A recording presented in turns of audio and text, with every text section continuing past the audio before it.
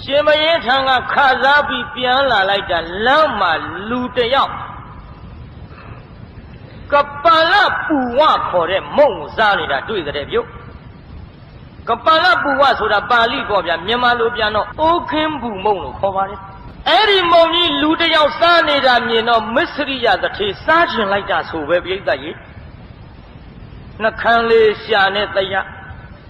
ဘိုက်ကလေးလက်နဲ့ပို့စားခြင်းတာငါသထေဆိုတော့လေသူများထံတောင်းစားသထေဆိုတဲ့ဂုံခိတ်ကြီးနဲ့တဲမနှိပ်လှဘူး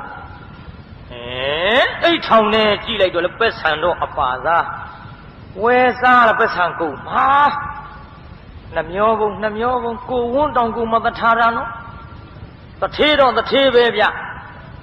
တောင်းစားလို့လည်းမတော်ဘူးဝယ်စားရင်လည်းပက်ဆံကုန်မှာပဲဆိုပြီးတော့ဒီမုံကြီးစားခြင်းနဲ့စိတ်ကနှိမ့်ဆက်ပြီးတော့အိမ်ပြန်အလားညောင်ဆောင်ပေါ်အာရမှောက်ပြီးတွတ်နဲ့ညီးတွားနေတာပေါ့လေမုံစားခြင်းနဲ့ယောဂကြီးဖြစ်လို့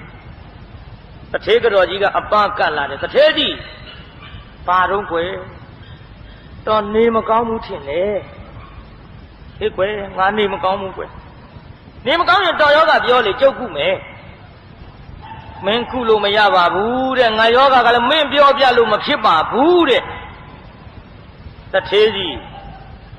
ကျုပ်တော်လင်းနဲ့မရဆိုပြီးအတူတူနေလာတာတော့သိုးတိုင်မယ်ကောင်းတိုင်မယ်ကျုပ်မှမပြောတော့ဘယ်သူပြောမှာတော့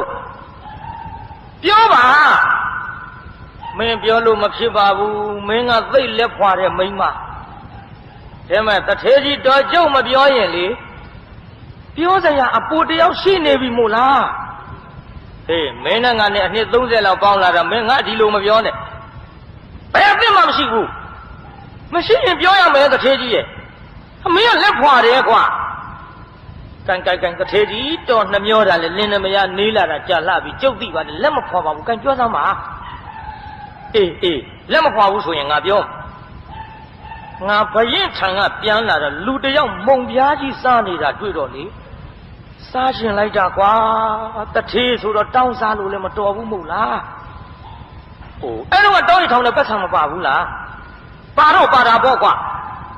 ဝယ်စားလိုက်ပြီးရောတော့ဩဒီမိမမင်းငါဓာတ်တော့မပြောချင်တာဝယ်စားပတ်ဆံကုန်မှာပေါ့ဟာဟောတော့ကိုဝန်းကိုဝယ်စားတာများတော့နေကဲဒါဖြင့်တထေးကြီးပတ်ဆံကုန်မှာနှမျောရင်ပတ်ဆံနဲ့မဝယ်ရဘဲနဲ့အိမ်ကြည်တဲ့ကဆန်နေသဘာတွေထုတ်ပြီးကြုတ်ကြိတ်နှဲပြီးတော့အဲ့ဒါတရက်လုံးစားလောက်အောင်မုံလုံးလိုက်မယ်လေ